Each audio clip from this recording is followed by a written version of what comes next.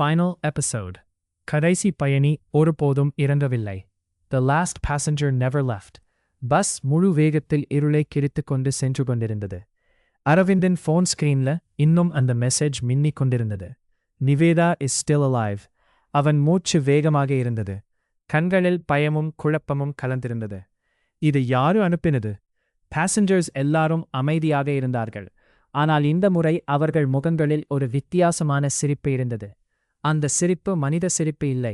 யாரோ ஒரு முடிவை காத்திருக்கிற மாதிரி இருந்தது. திடீரென பஸ் ஸ்பீட் குறைக்க ஆரம்பித்தது. க்ரீச்! பஸ் மெதுவாக நின்றது. வெளியே முழுக்க பனி. அந்த பனிக்குள் ஒரு பழைய பஸ் ஸ்டாப் மட்டும் தெரிந்தது. Last stop.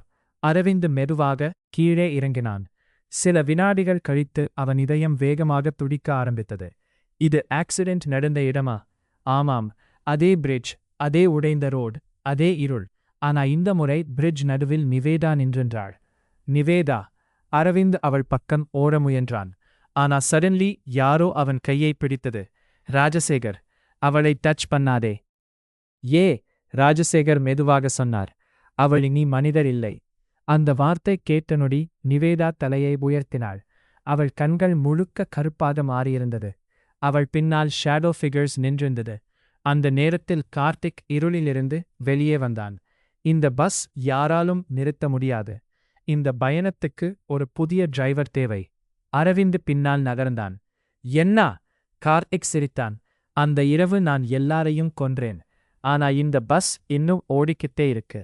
உயிரோட இருக்கிற ஆன்மாக்களை இது தேடிக்கொண்டே இருக்கும்.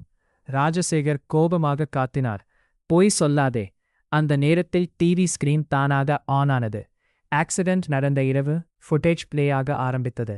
பஸ் பிரிட்ஜ்ல இருந்து கீழே விழுவதற்கு முன் ஒரு மனிதன் எமர்ஜென்சி டோர் வழியாக வெளியே குதித்தான். அவன் முகம் ஸ்லோலி கேமராத்து தெளிவாக தெரிந்தது. அரவிந்த்!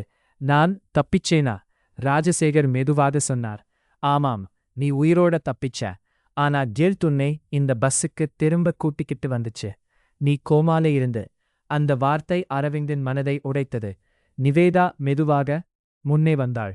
அந்த இரவு என்னை காப்பாத்தாம நீ ஓடிட்ட. அவள் குரல் மனித குரல் இல்லை. அரவிந்த் கண்களில் கண்ணீர் வந்தது. நான் பயந்துட்டேன். கார்த்திக் மெதுவாக சிரித்தான். இப்போ உனக்கு ஒரு கடைசி சான்ஸ். இந்த பஸ்ஸோட புதிய டிரைவர் ஆகிறியா?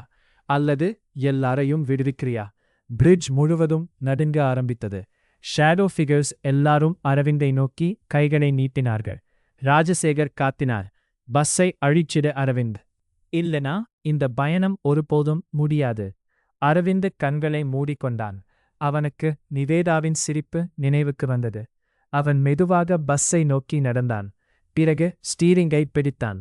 கார்த்திக் சிரிக்க ஆரம்பித்தான்.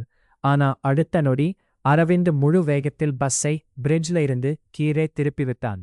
இந்த பயணம் இத்தோடு முடிஞ்சாகணும். பஸ் இருளுக்குள் விழ ஆரம்பித்தது. பாசஞ்சர்ஸ் எல்லாரும் கத்தினார்கள். ஷேடோ ஃபிகர்ஸ் கார்த்தில் கரைய ஆரம்பித்தது. நிவேதா மெதுவாக சிரித்தாள். தேங்க்யூ. பிறகு அனைத்தும் வெள்ளை ஒளியாக மாறியது. சில நாட்கள் கழித்து ஹாஸ்பிட்டல் ரூம். அரவிந்த் திடீரென கண்களை திறந்தான். He's awake. அனைத்தும் முடிந்துவிட்டது போல இருந்தது.